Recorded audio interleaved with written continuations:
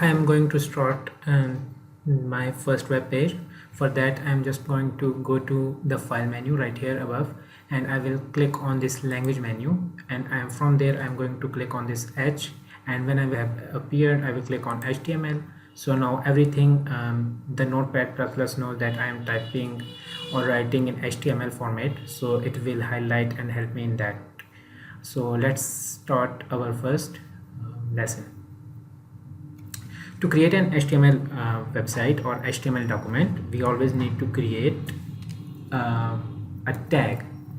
A tag is a simple line of a code which always starts and ends, and it's always in between these greater than and less than signs. So anything that come up within these and has a beginning and end is called an HTML tag. So to end a tag, we will just going to put / before the line of code that we are going to use here. So as you can see, I've just created a simple tag. There is nothing in here. Simple HTML started right here, and then I have closed this HTML. So I'm going to add couple of enters to add some lines. So anything that I will be adding in this part from here to 2 to 3 line, as you can see right here, it will be a web page. So normally our HTML document contains a head section. Again, when I will going to start, I'm going to end it as well. After that, I'm going to add body,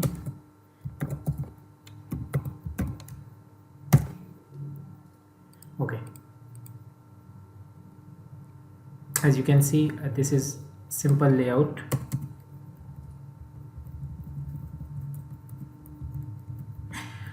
When you will see this coding, you will get kind of a confused.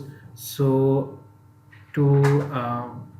and the web programmers always do this. We give a couple of tags in each element, so we know that this is a sub tag in a parent tag. So we can add as many tags as we want in a parent tag, so there is no issue there. But to keep our code clean, we always add an extra tabs, so we know where we have started and where we are closing right here.